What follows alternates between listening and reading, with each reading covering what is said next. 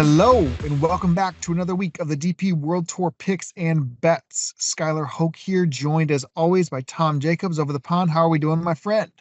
Good. It's the start of Super Bowl week, Sky, which is obviously, as you know, very busy and important, and a lot goes on during this week. But there is a small, um, deal with the Qatar Masters, I guess, to get through. We've got enough golf from last weekend's recap as well. So, yeah, looking forward to talking golf to start the week. I thought you were going to say the start of Live Las Vegas week, but I guess the Super Bowl is also there too, Yeah, right? I mean, I could do, but that would probably get some terrible comments. So I'll probably keep those off those and put it on Lost for Words maybe. But no.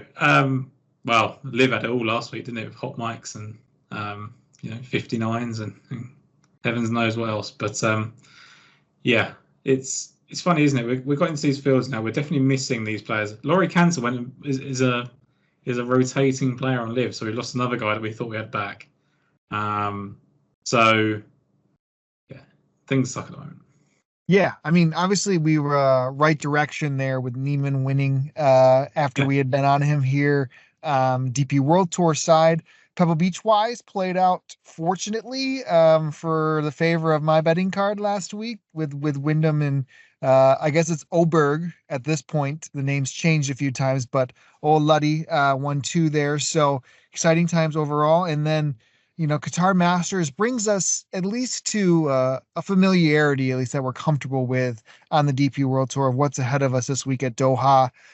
You are right when it comes to course, or I guess field strength. Once again, leading the field would be, Rasmus, the same type of fields. Any comments of what we saw this past Sunday?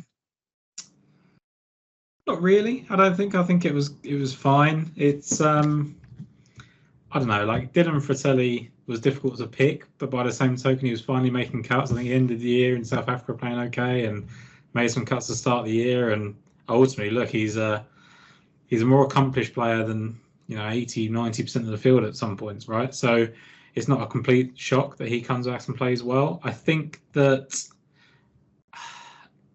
we were, I guess, encouraged by LaCroix getting a place and pretty solidly as well, keeping up the form. And then we'll obviously come into the players that finished second last week because we'll probably talk on them. I would say that the consistency from Lombard is ridiculous, and so is Soderberg, but neither of them seem to be able to get over the line, which is kind of frustrating for people to back them. And then we're just in, Challenge Tour graduates and Q School graduates do really well so far. So it's been a pretty solid Sunday. And the one thing I would say is that the people that are really benefiting from these weaker fields are the people that have come up in class, right? Like it's not as hard a school to stay on, I guess. So there's benefits. We've just seen what Matthew Pavon's done by getting himself a PGA Tour card. I mean, he could have actually won again if it got into 72 holes, which obviously you were pleased about, Sky, and well done on that 1-2 there. But yeah, I think from a golf perspective, we still love it and we still bet on it, so it's absolutely fine. But there's definitely some situations to sort out so that at least a couple of the tours can get the right field strength. Yeah, absolutely. A big shout out to Jamie Worsley, our friend on Twitter, who hit not just Fratelli but also hit Wyndham Clark, a dual winner, maybe a sneaky double out there if he had. That would have been for the best.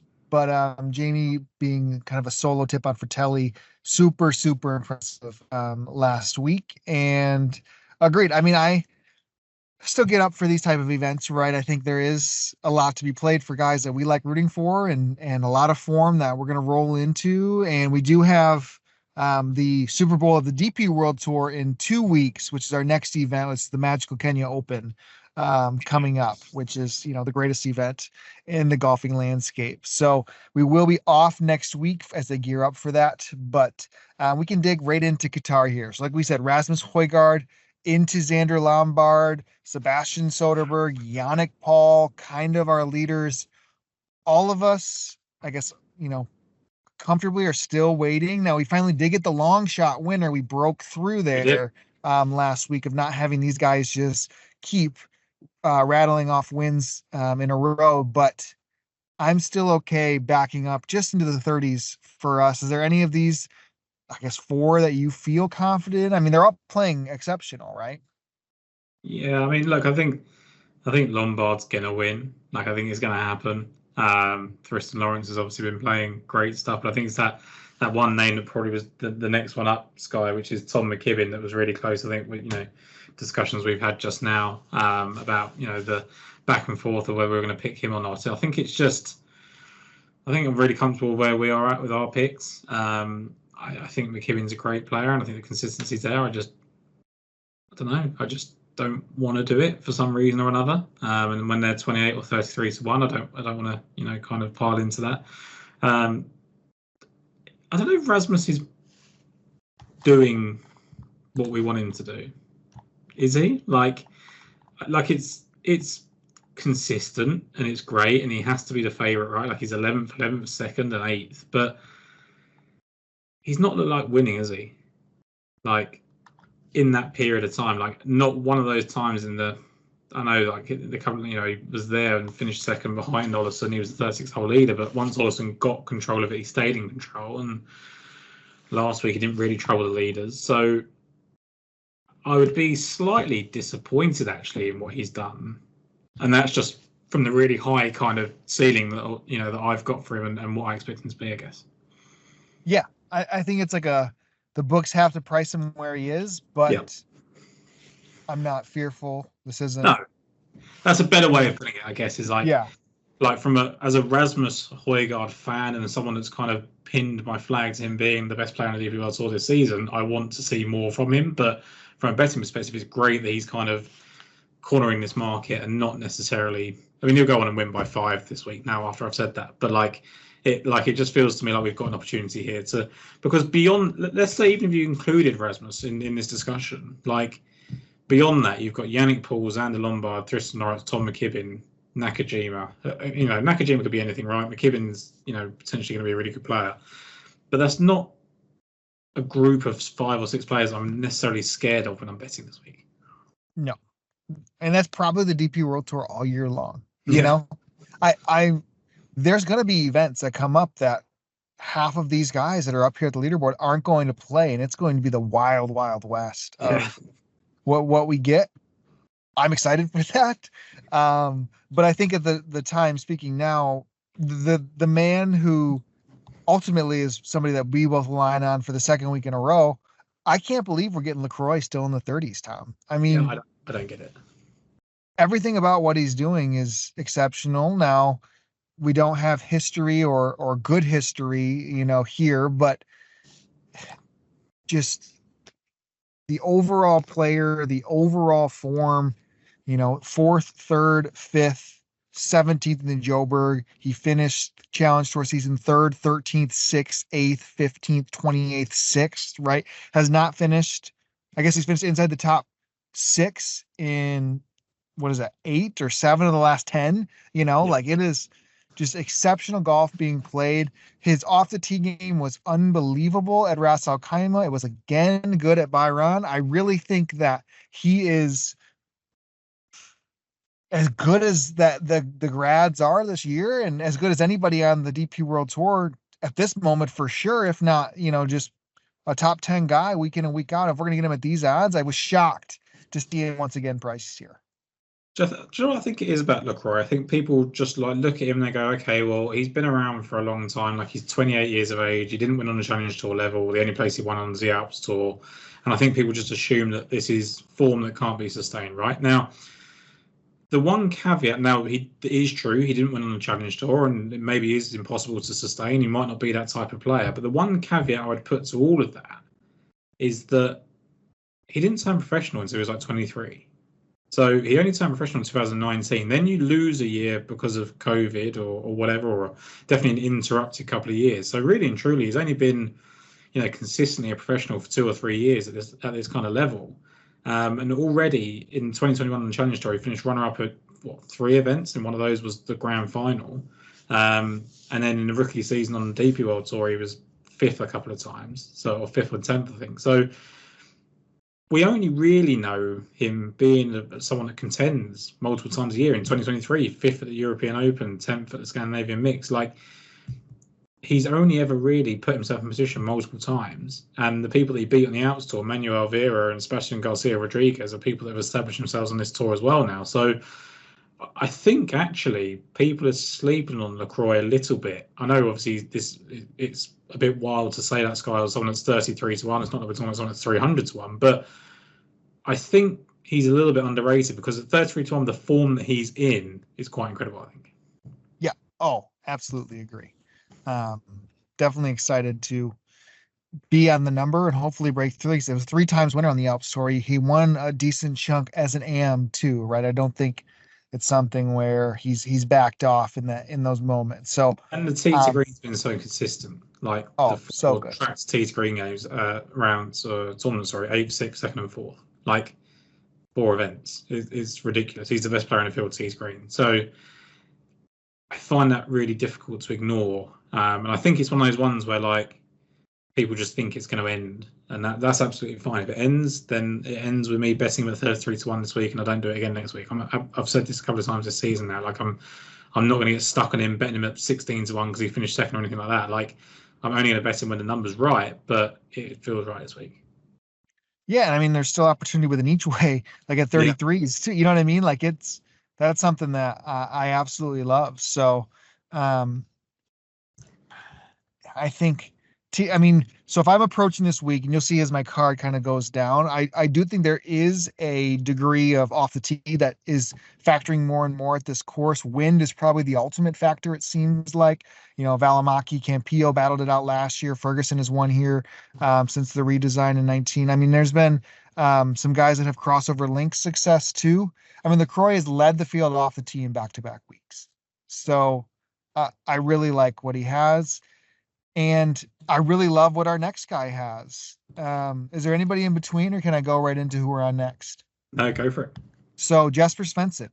Tom, you did an exceptional job highlighting Svensson. I think leading into what we were looking at for our preview guys of Challenge Tour grads, and really off of relatively minimal data. You know what I mean? He just finished the year strong, opened the year strong, finished the year strong, came out early. And what we've seen is one of the best drivers, especially with distance. But I mean, overall, what we've seen, I mean, he's 5th, 2nd, 9th, the last 3 events. When you look at off the tee game, and he's delivering. I am a little nervous in some ways that he hadn't. I guess he could have won 2 events by now, realistically, right?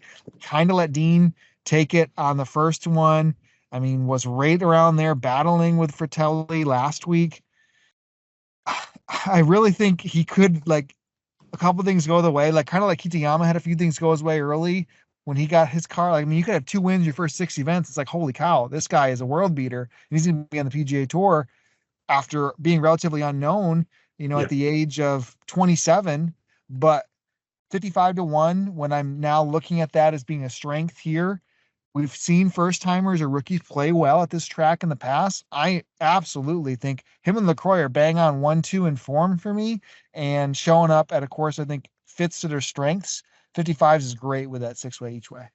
Yeah, I'm just surprised. Like, I thought he would have the ability to be really good, and that's obviously why I highlighted him, right? But I'm actually surprised with the consistency. The fact that he's, as you said, put himself in contention to win twice already, and even what seems to be kind of his bad weeks, or weeks where he's kind of found himself out of depth, 31st and 47th in those 2 weeks, back in Dubai and the Ras Al Khaimah. And when he was 47th, he was 25th going into the final round. Like, conceivably wasn't too far away from just making those top 20s as well, only a couple of shots here or there, right? So there feels like already there's a baseline for what Jesper Svensson can achieve, and that's really promising. Even in his miscut at the Alfred Dunn here, where he was 22nd after round 1, so he keeps putting himself there and there. But it's actually really funny. Like, even at Joburg, when he was 70th and he just made the cut, or like he just sort of was last of the people who made the cut, he was 3rd after round 1. So every week he's at least getting himself in the mix, right? And one question is this going to be something that goes on for 10 weeks where he can't get over the line, and that's going to be a problem for him? Or is it a case of he's just going to keep putting himself there and eventually he's going to fall over one? And I'm absolutely fine with finding that out at 55 to 1. I think he's got all the assets to be a great player, as we sort of flagged at the start of the year. And He's done nothing but show that so far, so absolutely fine with sticking with Svensson. And I just Yep. realised that actually I said to you there was no one in between, and my second pick is actually in between them. So I figured I think there was somebody else in there. Mine yeah, kind of floats around there depending on where you yeah. price them. So, I'll but I love that we're aligned on the first two. So you go ahead on the next one here. yeah, I'll stick it in reverse slightly with Rikoya Hoshino, who I remember getting really excited about last year, thinking that potentially he was overlooked a little bit. It's a guy that's got 6 wins in Japan already, has lost 2 other playoffs as well, so could have had 8 wins in Japan already in his career by the age of 27. And then it didn't really materialise for him last year until he lost to Joaquin Niemann in Australia, right, where he lost in that playoff, and that was a week up. That was either the week after the week before. He then finished second again to Minwoo Lee. But Niemann had to, make an eagle to beat him on that second extra hole as well. So it wasn't exactly like he gave it away. Like Niemann went out and won that, and that's great for him. And I just think in the limited kind of things that we've seen with Hoshino so far, obviously a lot of his stuff is Japanese form, right? But also, as I said there, those 2 kind of Australian back-to-back seconds is pretty promising in terms of people thinking about wind and things like that. Then the next question is, can he do it on kind of tougher layouts? Well, he was 26th in the 2021 US Open, and he was 3rd on the BMW International Open. So we think about kind of the driving aspects of it. That's really promising. 7th at the Irish Open last year as well. So in terms of kind of like wind and whether he can drive it, far enough and to compete, I'm actually pretty comfortable with Hoshino. Now, the approach numbers weren't good, and they haven't been good for the last 3 weeks, which is a slight concern. But I think he's a type of player that can find it. I seem pretty confident with Hoshino, and that winning pedigree I think is going to serve him well. So Rikoya Hoshino, these about 45 to 1, maybe 40 to 1 in some places now. I'm pretty comfortable with that. Yeah. So it's kind of the guy that we like to find early in bed and keep with. And I mean, Nakajima has come on quick and he has similar pedigree, right, in some ways. But yeah, I think Hoshino's bang on. Yeah, 50s is the longest odds here in the States, 45 of them each way. Yeah. So super strong for Hoshino. I think there's a fair argument to be made for Larothable, he led the field, or like he was top 5 in approach last week, which is never Pablo's game, a lot of success here, He's been very short games.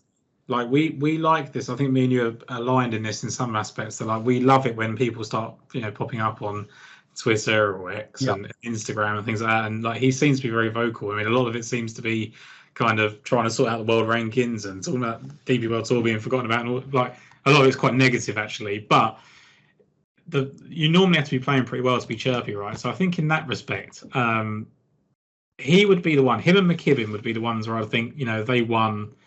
What was I doing? Why didn't I do it? But you can't bet everyone. Right. I guess like the McKibben one was a bit easier because he's slightly shorter. Larafabal, very consistent here. And the one thing I would say about this before we go on to kind of more picks, and we obviously didn't need to we could have touched on this with LaCroix and Svensson.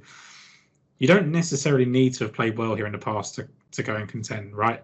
I think 3 of the last 5, or even maybe 4 of the last 5, have been playing it for the first time when they won. And even players before that, I think like Valimaki had finished 40th or 50th, like the year before he won. So I don't think it's prerequisite to really have had great form. So I'm not worried about the fact that Svensson hasn't played here. I'm not worried about the fact that LaCroix missed the cut when he did play here. Hoshino finished 12th, so fine with that. But Larafabal was unbelievably consistent throughout his career here. Like he's had I think he's had 3 missed cuts, but he's also had a 4th, a 5th, a 16th, a 13th, 31st, 25th. So he's just in and around it all the time. My one concern is why hasn't he got over the line? Because he's a player that does get over the line all the time. Like it's not something he struggles with. So he's been a 36-hole leader here and shot 75, 74 over the weekend. He's been 4th here, but he was actually 9th going into the final round. He was the first round leader and then finished 13th. Like, what is it that he can't put all 4 rounds together here? So that would be my slight pause on Rafa, I guess. Mm-hmm. Yep, I agree. You brought up Sammy Valimaki again. He's the first alternate right now in the Waste Management Phoenix Open. Sammy in the desert after popping the last time out, Tom. I think that might be something I'm pretty intrigued at. Looking at Matthew Pavon as well, like what he's done over there, that's incredible, right? Like I think Pavon, the way that he's, because I brought it up on the kind of show I did last week on Lost for Words, like I was pretty happy to go back to him. I think these players are better suited now to kind of put these back-to-back performances. Everyone's going to look at Pavon and go like, "This is a career moment for you. You're never going to do it again." And he just goes right back out and finishes third. And who knows what would have happened in the final round? He could have shot 77 and completely disappeared. But that's a first and a third in back-to-back weeks now for Pavon, and it just shows that the opportunities are really there now for these people that get these top 10 cards. So I do think there's an additional motivation for these players, like someone like a LaCroix, like really take advantage of these early events, and then kind of have one big appearance in the later events, and you're kind of there. Yep. Oh, absolutely. I'll go here. I got one more before we get triple digits. Yep. Nicholas Norgard Mahler for me.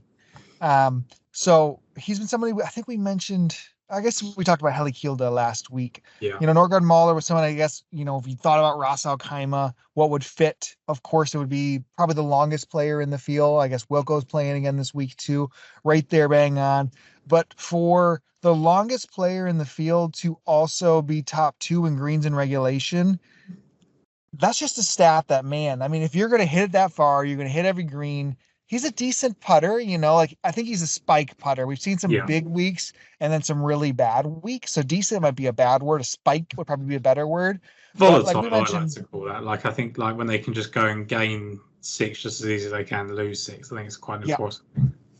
So his putter last week was, I think, okay. Nothing that cooperated the best. I mean, some weeks was pretty bad. It was all right at Ras Al Khaimah. He finished T34. If you look at his history, again, you kind of see some crossover. Where was one of his best places he's ever played at? The Alfred Dunhill Links, when he really didn't even have much of pedigree really to him at all, outside of a maiden Himmerlin, top 10 the previous year. Last year, his best place or his best finish was the British Masters. Now, the Belfry is not really linksy, but you see people like Ferguson up on the leaderboard, Oliver Wilson, who's a good, links guy. Mauritius, which can get quite windy. He finished 9th there. Rosner had won, who had won the Qatar Masters before. Just some interesting pops, I guess, that caught my radar. And then to see his form leading in, distance being a factor, approach game doing all right. Price, it kind of was a little bit lower, kind of shocked me a little bit, which I'm okay. I'm not the most price sensitive person. There was 45s. I think there's 60 with 5 places in some spots. That's kind of my recipe for landing there when there's Del Rey, who also has flashed in individual rounds, who kind of fits a little bit similar, but I like Mahler's game and form more and can land on that 60 there. I think the thing with Mahler, like if we're just comparing him in isolation to Del Rey, that I like is I feel like he's been there a bit more often, right? Like I think Del Rey potentially is going to become almost exactly the same type of player and kind of get himself in the mix as much as Mahler does, but hasn't yet. Do you know what I mean? Like he's had those he's been 10th after 54 holes and he's been 4th after 36 holes and then just done nothing, right? Whereas I think Mahler's actually been in the thick of the action. Whether he's played that well in there is a different question, but. Yeah, I think for me, the one thing about Mahler as well is he was 7th after 54 holes there a couple of years ago. So it's a good course fit. He shot 79 on the Sunday. Is that because he can't cope with being in the mix? Is that because he's trying too hard? We have this discussion all the time. Maybe a little bit naive, Mahler. So, as you said, volatile type of player, but exciting. I think it's a good point about being price sensitive. Like Hoshino, not necessarily the massive value, I guess, that people were looking for, but if I like a player and they're kind of 45, 50 to 1, then great. So yeah, absolutely. I can see the logic there. I think you mentioned Heli Kilda there. Like he's coming back to a bit of form as well. Yeah. He caught my eye a few times looking to research, but landing there. For you, who would be next? Do we have a little bit of space? Yeah. So is the next one the one that we're going to do together? Yeah, triple digits. So before we get into it, let's give a shout out to our audio listeners. You can find us on Daily Fantasy Sports Picks and Bets, The Mix, available on all different podcast platforms for your commutes, for your hangs. I found out Ryan Baroff falls asleep to a podcast every single night. So RB, we appreciate you supporting us as always. But rate, review, subscribe. Just love the support we get. Twitter interactions are always the best, especially after a good couple of weeks to kick off our year so far, Tom. So we appreciate all of you guys that are listening to us. And let's go right in. I've got 3 in the triple digits, 2 that are, just 100, 125, so not much, right? But let's kick off with the first one, and I'll intro us in. Tom, we backed a golfer all the way down to 50 to 1 after being 150, 200, Yeah. 300 to open up the year. And a T63 has a lot of people off and or the books just slashing him or I guess doubling his price once again, Yeah. basically after they had slashed the week before. I don't think we need to quit Hao Tong Lee. Why not at 100 to 1? That it's only that really. Like I said to people on here, right, that if Hao Tong suddenly started playing badly, then I would quit him, and it'd be pretty easy to do. But 100 to 1 at a golf course that should fundamentally suit him, and he's slightly wayward off the tee still, as we sort of mentioned, but I think he can get away with that a little bit. And actually, the only time he's ever played here, missed a cut, but he was 29th after round 1, shot a 69. You don't know what the weather was like on the 75. There seems to be a lot of big rounds, even for the most consistent players here. So people have like high rounds here. Sorry. Look, there's no getting away from the fact he wasn't very good at rounds. Whether that's a byproduct of being in the mix for a couple of weeks and not kind of getting out of it what he wanted, whether it's the form isn't sustainable and he's not actually back or whatever it is.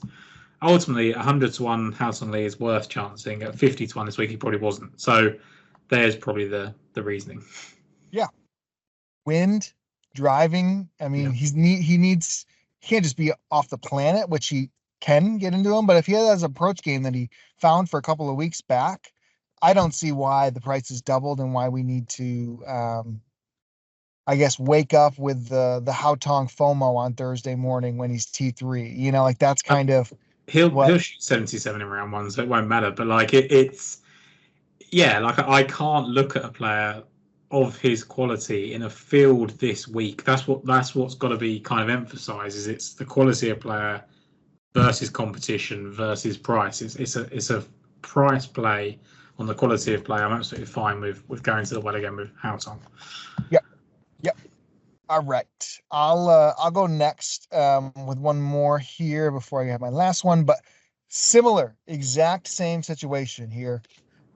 I don't know, and this was more everybody had to back this guy. It felt like if you weren't on him, it was like, what were you missing? But Joshua Grenville Wood, right? 9th at Ras Al Khaimah. Everyone loved him for the Byron, which he had some course history at. What's he do well? He hits the ball an absolute mile. Looks like he's got a short game in him. And he did play this event as, I guess, a little bit different status, challenge short status. Popped up and finished 6th. Was really good off the tee. Was really good with the putter. This area of the world he plays well at. Chancing him again, to me, I think you have to go back. We're seeing some life. We're seeing area form. This isn't me sticking with Sam Jones at 500 to 1 after he shot 78 in the first round last week. I think there's still enough in the tank right now of the recent form and the parallels with Grenville Wood. 125s with the 6-way each way. Him and Hao Tong just are that mold that I'm completely good being back in our triple digits again.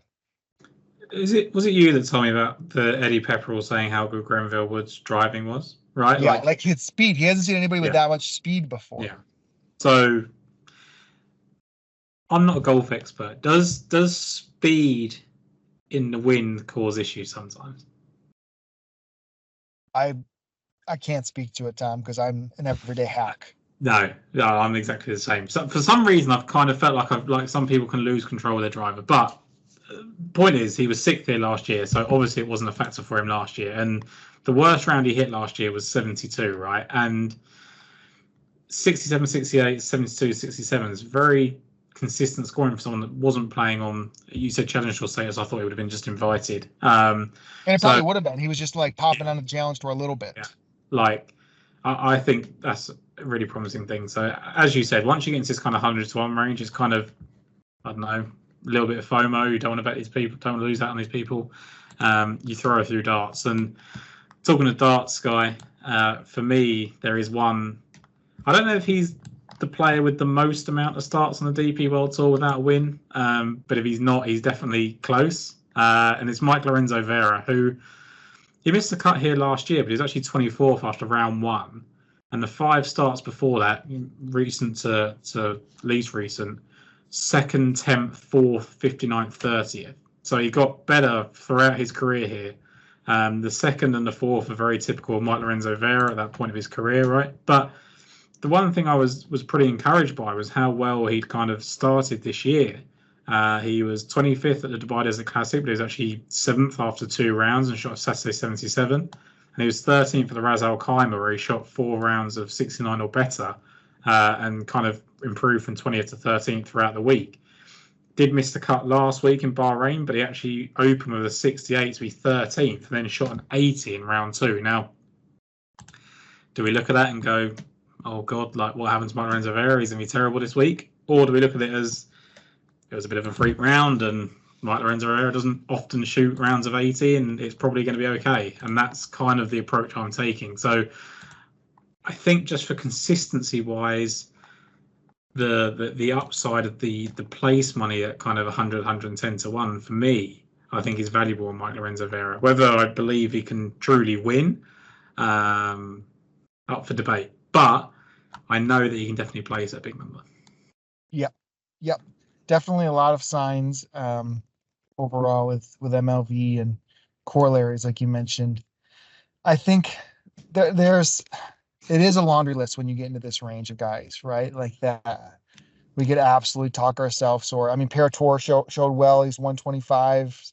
You know, we skipped over Endicott, who played decent last week. 70s for him. Could have been somebody that easily was on cards.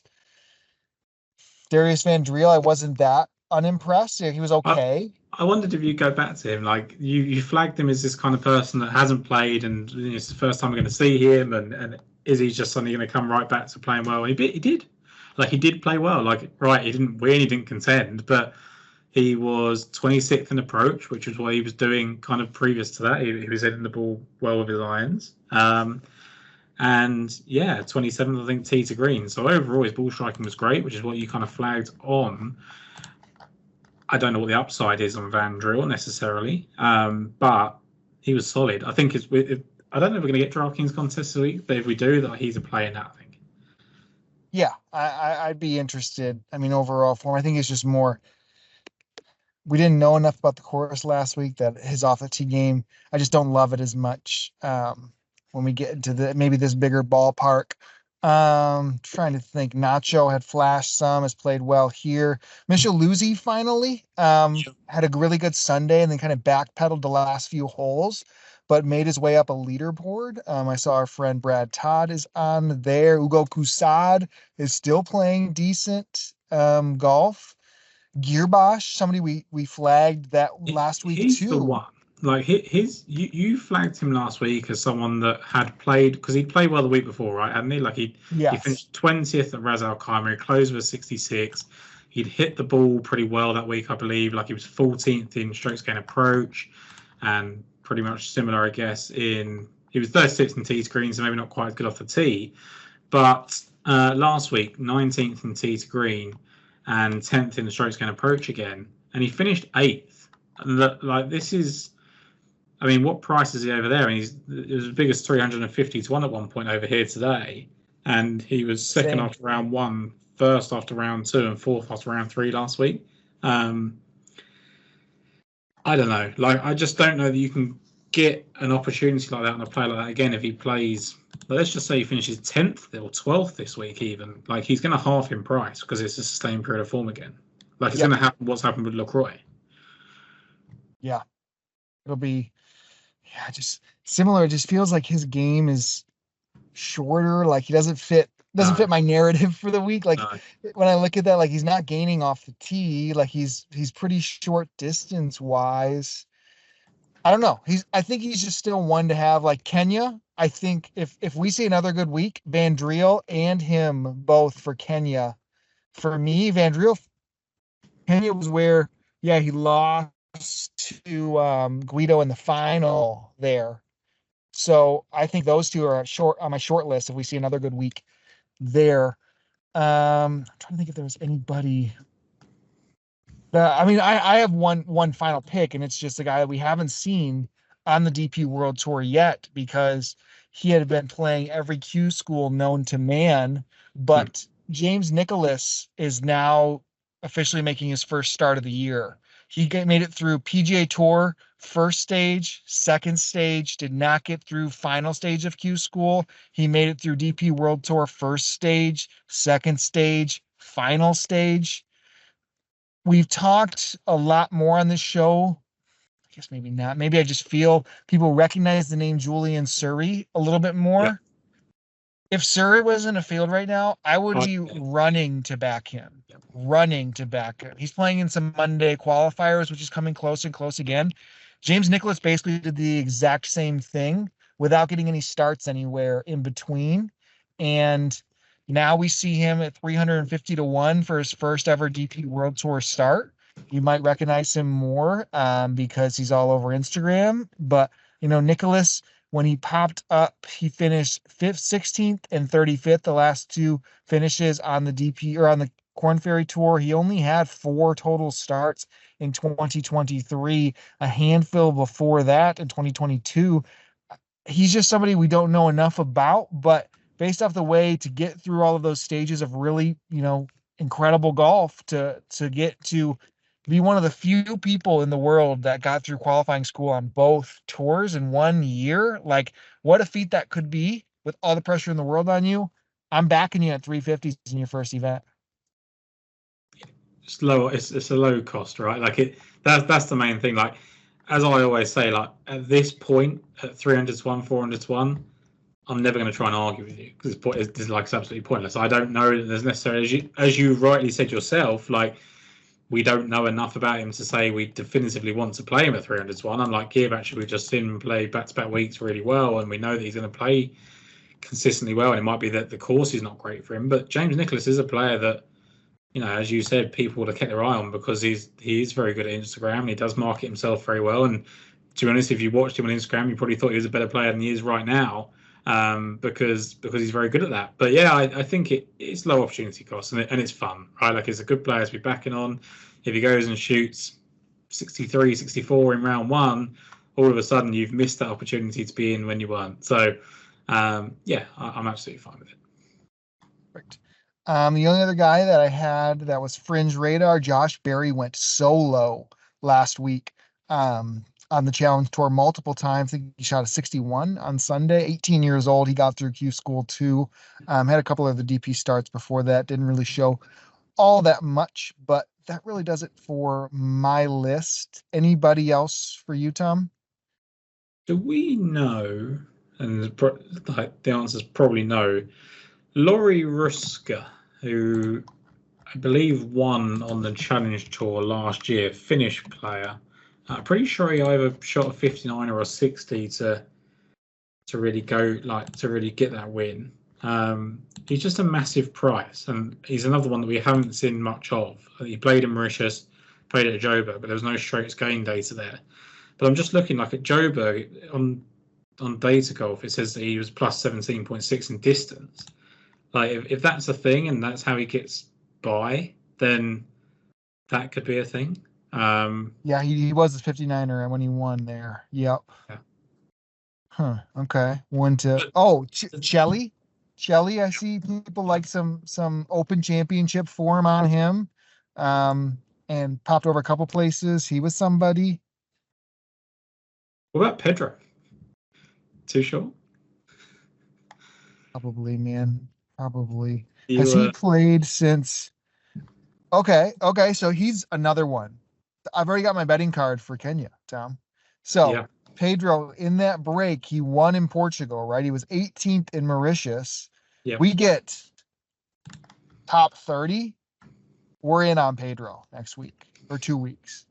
He's 1,500 to 1 this week. What are we going to get? Like, he's not going to win this week, so you haven't got to worry about his odds coming down that much. Yeah, one's keep an eye on. Aki showed up on a leaderboard, right? And he's still long. That'll always get some people intrigued. Do you know what I think people will be interested on? I think people will look at Chase Hanna because he finished second really right? Yeah, like, he was this really popular name, wasn't he? I think we see this, right? Like, we always talk about this. It's a bit of a lazy narrative, probably, but I'm going to keep using it. Americans that are on the DP World Tour, I think people look out for the American flag and people that are kind of there, right? And all of a sudden, he found some form last week, finishing 35th. So I think the fact that the second on course and 35th last week might just get people interested. It would come with a warning that I think it was a lot short game driven, but yeah, I think that's someone's interested. And finally, Matteo Manacero hit the ball really nicely last week. He's 300-1, but I don't think it's the course for him in the shape of game that he's in at the moment. I don't think he's driving it well enough. But yeah, I think that's probably me done. One final. Okay. And then I'm going to force myself to stop. So I mentioned this on the first show of when we did the previews of guys with just down the board. Yep. Duxin Chen, I don't know the exact pronunciation, but he is the I think he had the PGA Tour of China as his Order of Merit winner to get him status. I mean, he's 20 years old. He had multiple top 5 finishes, top 6 finishes in the China Tour. If you look back in 2022, he was winning on the Asia Developed Tour multiple times as an 18-year-old, was winning on the Chinese Tour as a 17-year-old. You know, like he's somebody who's been ahead of the game. He has not made a cut yet, but he had an ace and shot a 68 on Thursday last week. If I see a little bit of momentum out of him, he's somebody that we're going to get crazy long odds for a while on. That I just want to see a couple made cuts and then maybe jump in, but I have to stop. We've talked about half the field, I think. One else, yes, and I think I've missed the boat on him, and that's fine. Brad always loves talking about this person. Sam Bairstow's playing consistently well now. Like the end of the year, 32nd and 34th. He was 7th at the halfway at the Alfred Dunhill. He shot 4 rounds of 71 at Mauritius, which is probably the most frustrating thing in the entire world, but it was consistent. And then he finishes 23rd at the Raz with a final round 65. And then last week, he's right in the mix after 2 rounds of 69 and 70 in the middle, goes into 4th going to the final round. Should have really, placed and just had a terrible final round, and that happens. But it feels like to me like Sam Bairstow is coming to fruition a little bit. Maybe a little bit lighter than Brad would have liked, because I think he was on him kind of a couple of times last year. But early identifier of talent, Brad, knowing the mini tours better than most. So I think that Sam Bairstow is someone to keep an eye on. Yeah, I agree with that. That's a good shout. All right, we'll close it out. Tom, you run through your card. Yep. So for me, it's Frederick Lacroix at 33-1. Rikoya Hoshino at 45-1 with the places. Jesper Svensson at 55-1. I'm going to join you with Haotong Lee. I think he's still 100-1. And then Mike Lorenzo Vera 110-1. Perfect. So Frederick Lacroix 33s together. Jesper Svensson 55s together. Norgard Moeller, Nicholas Norgard, just on some books, he is anywhere 45 to 60s. I'm taking 60s with the top 5 places. Haotong Lee 100-1. Joshua Grenville Wood 125, and James Nicholas 350. Reminder: week off next week. Back for Magical Kenya Open the following week. Tom, let's go into that week with a winner. Enough that we can bet on Guido again and not worry about it, That's what you need. You need those fun coupons back where you can literally light them on fire and bet Guido, right? I love the fact that it's I think some people probably think that you call it the Magical Kenya Open as opposed to actually being called the Magical Kenya Open. It just aligns with your beliefs and the sponsorship. But yes, week off, I'm sure will be well enjoyed after a busy week. But yeah, looking forward to getting straight back in the saddle after that. I guess that is potentially where it starts to get a little bit weird, Sky. I think so. Kenya Open, then you get back in South Africa. Then it's going to get like Singapore. I think Singapore and the Indian Open before the Masters is where it's going to get. You're going to get some funny results. And the Korea Championship. I think when it starts to go out that way a little bit, we all kind of get really excited about the Japanese tour players, and it never seems to come necessarily to fruition. I think that's where we could get interesting. But yeah, I would recommend researching the Safari Tour in your time off next week. However, Monday Q Info is letting us know that there's some Safari Tour scandals out there. They're not Wow. paying players. So Cool. Robson Shinhoy needs to make sure he's on the case now that he's got Challenge Tour status or Sunshine Tour status for Robson. But that's where somewhere where I'll be burying my head into some research. But cool. Well, we'll close out on that one. Thank you, Tom. As always, appreciate you. You can find him at Tom Jacobs 93. You can find me at Skyhook DFS, and we will catch you guys all in 2 weeks. Thanks again.